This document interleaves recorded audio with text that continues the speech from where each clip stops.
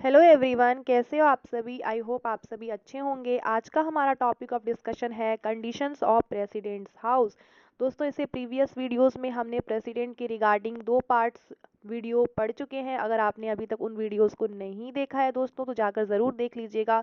उसमें मैंने आर्टिकल्स के बारे में बताए हैं। आर्टिकल 54 क्या है, आर्टिकल 52 क्या है, आर्टिकल 71 क्या है, आर्टिकल 56, आर्टिकल 57, इन सभी इंपॉर्टेंट आर्टिकल्स को वहाँ पे डिस्कस किया है दोस्तों। आइए शुरू करते हैं आज का हमारा लेक्चर। हमारा आज का टॉपिक है कंडीशंस ऑफ प्रेसिडेंट्स ऑफिस। दोस्तों, आज हम आर्टिकल 59 और आर्टिकल 60 को अच्छे से समझने वाले हैं। आर्टिकल 59 किस चीज़ से रिलेटेड है? It includes the president emolument allowances and privileges as well as the conditions for their election. यानी कि इस आर्टिकल 59 में हम समझेंगे प्रेसिडेंट की इमोल्यूमेंट, अलावेंसेज, प्रिविलेजेस क्या क्या हैं एंड क्या क्या कंडीशंस हैं उनके इलेक्शन के। साथ ही साथ दोस्तों, यहाँ पे हम आर्टिकल 60 भी आगे देखने वाले हैं। पॉइंट है the president can not be a member of either house of parliament और ऑफ अ स्टेट लेजिस्लेचर। ये बात ध्यान रखना है दोस्तों कि अगर राष्ट्रपति जी हैं तो वो कोई भी मेंबर ऑफ ईदर हाउस नहीं होंगे, चाहे वो लोकसभा हो, चाहे वो राज्यसभा हो, या कोई स्टेट लेजिस्लेचर हो। स्टेट लेजिस्लेचर के भी मेंबर नहीं होने चाहिए। ये सब बात याद रखना है दोस्तों। हाँ, हमने एबिलिटी में पढ़ा था कि एबिलिटी होगी उनकी कि वो क्या कर सकते हैं, मेंबर बन सकते हैं, लेकिन एक्चुअली में क्या होना चाहिए, मेंबर बिल्कुल भी नहीं होना चाहिए दोस्तों। ये पॉइंट आपको हमेशा ध्यान रखना होगा। देख लीजिए, यहाँ पे है can not be a member of either house of parliament.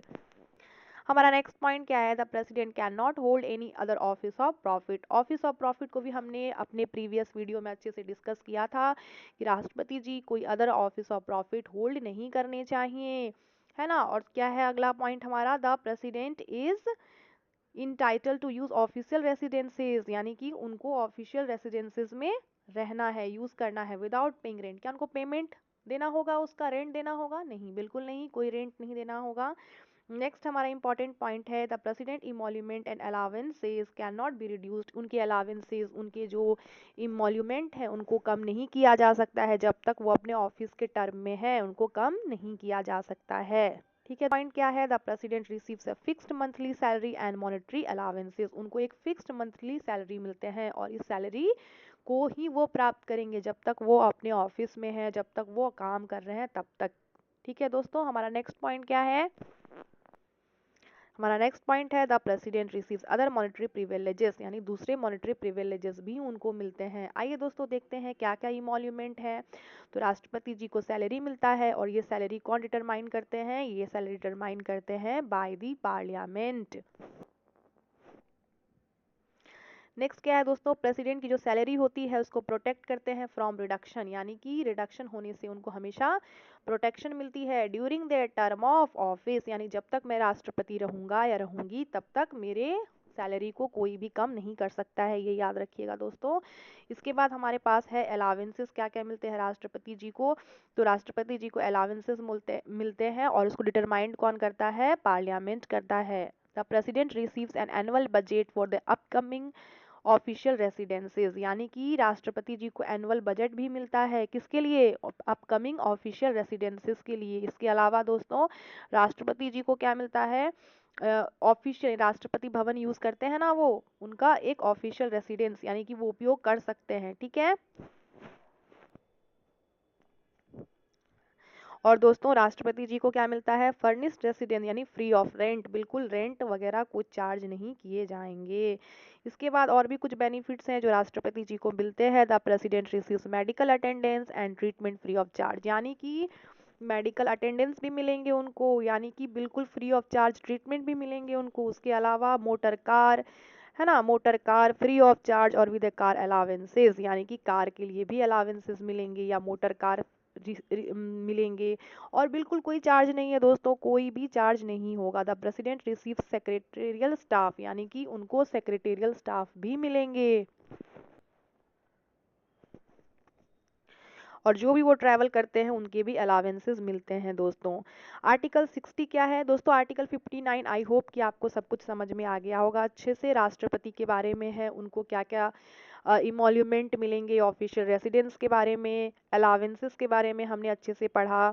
उनको फ्री मेडिकल फैसिलिटीज़ है, फ्री एकोमोडेशन है, फ्री ट्रीटमेंट है, for life official state car भी मिलेंगे। और दोस्तों जो सैलरी होते हैं प्रेसिडेंट के वो कई बार चेंजेस भी होते हैं, जैसे कि अगर देखा जाए तो सैलरी कई बार बदल जाते हैं। अभी जो प्रेजेंट सैलरी है दोस्तों वो कितना है राष्ट्रपति का, कोई बता सकता है क्या? अभी जो सैलरी है राष्ट्रपति जी को वो है 5 lakhs, और राष्ट्रपति भवन उनके ऑफिशियल रेसिडेंस है। आइए दोस्तों बढ़ते हैं अपने नेक्स्ट आर्टिकल, आर्टिकल नंबर 60 की तरफ। आर्टिकल 60 क्या है दोस्तों? कि जो प्रेसिडेंट ऑफ इंडिया होते हैं उन्हें क्या लेना होगा? ओथ लेना होगा, अफर्मेशन लेना होगा। दोस्तों अगर ऑफिस होल्ड कर रहे हैं तो आपको शपथ लेनी पड़ेगी ना कि मैं क्या कर रहा हूँ, प्रेसिडेंट ऑफ इंडिया को के जो पद है उसको ग्रहण कर रहा हूँ, तो वो क्या करते हैं? ओथ भी लेते हैं। ठीक है दोस्तों, इसके अलावा क्या है? The oath is administered by the chief justice of India और द सीनियर मोस्ट जज ऑफ द सुप्रीम कोर्ट। और इसको एडमिनिस्टर कौन करते हैं? ये जो ओथ होते हैं दोस्तों उसको एडमिनिस्टर करते हैं सीजेआई। देखिए दोस्तों कितना बड़ा पद है सीजेआई, यानी कि चीफ जस्टिस ऑफ इंडिया। अगर चीफ जस्टिस ऑफ इंडिया के द्वारा एडमिनिस्टर नहीं किए जाएंगे तो किसके द्वारा किए जाएंगे? सुप्रीम कोर्ट के ही जो सबसे सीनियर मोस्ट जज होते हैं। कौन होते हैं? सीनियर मोस्ट जज। तो दोस्तों देखिए राष्ट्रपति जी का ओथ और अफर्मेशन के लिए सीजेआई नहीं तो सुप्रीम कोर्ट के सीनियर मोस्ट जज, है ना। द हो गया ये पॉइंट दोस्तों, बढ़ते हैं नेक्स्ट पॉइंट की तरफ।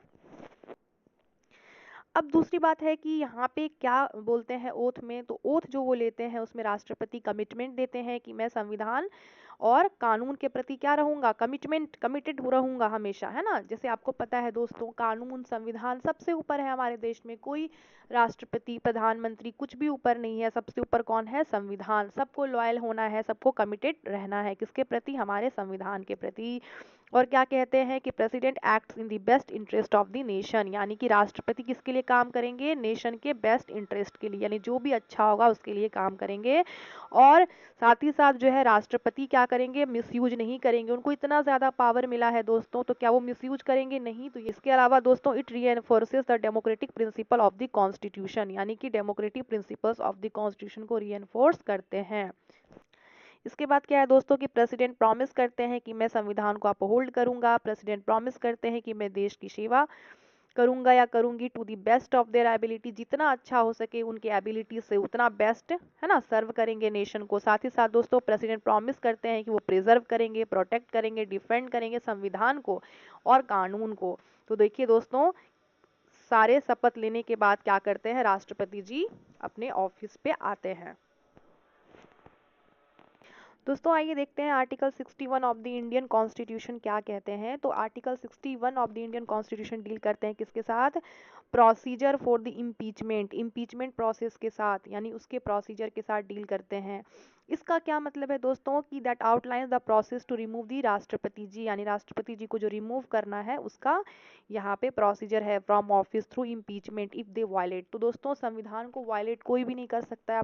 आप तो एक नागरिक हो, मैं तो एक नागरिक हूँ, है ना। एक आम इंसान, एक आम नागरिक जो है ऐसा कोई काम करता है जो संविधान का उल्लंघन करता है तो उनका क्या हाल होगा जब राष्ट्रपति जी को भी उनके ऑफिस से किया। यही शो करता है दोस्तों कि संविधान कितना सुप्रीम है, कितना ऊपर है पार्लियामेंट्री फॉर्म ऑफ गवर्नमेंट, है ना।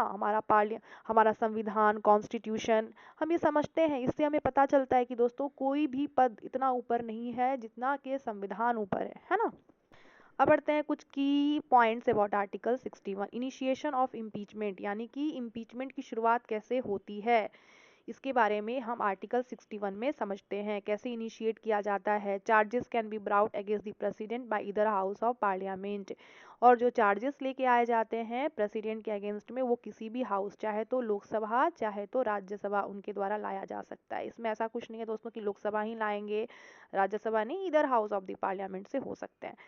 ठीक है दोस्तों, यहाँ पे नोटिस पीरियड की बात की गई है कि 14 डे की नोटिस पीरियड जो है must be given to the president before initiating impeachment, यानी कि इम्पीचमेंट प्रोसीजर को शुरू करने से पहले ही, यानी कि जब शुरू करने से 14 दिन पहले क्या होते हैं, एक नोटिस भी भेजे जाते हैं। किसको भेजे जाते हैं दोस्तों? राष्ट्रपति जी को भेजे जाते हैं।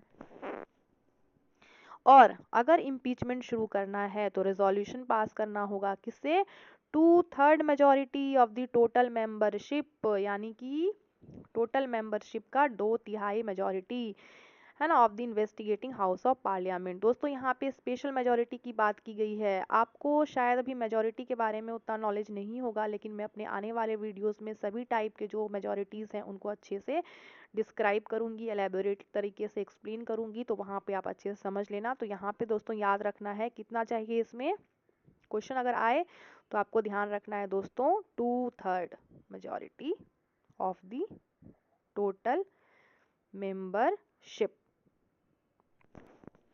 क्या प्रेसिडेंट के पास मौका है कि वो खुद को डिफेंड कर सकते हैं? यस, प्रेसिडेंट डिफेंड कर सकते हैं एक ऑथराइज्ड काउंसिल के थ्रू। तो मान लीजिए कि एक हाउस ने क्या किया था, स्पेशल मेजोरिटी से अप्रूवल दे दिया था, सेकंड हाउस ने भी, यानी कि the second house also approves the charges levelled by a special majority, यानी कि उन्होंने भी अप्रूव कर दिया चार्जेस को स्पेशल मेजोरिटी से, उन्होंने भी कह दिया, तो अब राष्ट्रपति जी कुछ नहीं कर सकते हैं, वो इम्पीच्ड हो जाएंगे। तो दोस्तों ये जो है, अगर दोनों हाउस सहमत हो गए, दोनों हाउसेस में मिल गए क्या, स्पेशल मेजोरिटी से पास कर दिए गए, अप्रूवल कर दिए गए, तब राष्ट्रपति जी को कोई नहीं बचा सकता है। ठीक है दोस्तों, आज की इस वीडियो में इतना ही दोस्तों। आने वाले वीडियोस में हम काफ़ी सारी चीज़ें देखने वाले हैं, जैसे कि लेजिस्लेटिव पावर्स क्या है, प्रेसिडेंट के मिलिट्री पावर्स क्या हैं, डिस्क्रिशनरी पावर्स क्या है, ड्यूटीज़ ऑफ प्रेसिडेंट क्या है। दोस्तों कई सारे इंपॉर्टेंट आर्टिकल्स को भी हम समझेंगे अपने नेक्स्ट वीडियो में। इमरजेंसी रिलेटेड पावर्स जो भी हैं प्रेसिडेंट के, उनको भी समझेंगे। इसके अलावा जो प्रेसिडेंट अपने पार्डनिंग पावर्स का इस्तेमाल करते हैं, कितने टाइप्स के होते हैं, ये सभी चीज़ों को हम देखेंगे। दोस्तों आज की इस वीडियो में इतना ही, मिलते हैं नेक्स्ट वीडियो में नए टॉपिक के साथ। तब तक अपना ध्यान रखिएगा दोस्तों, धन्यवाद।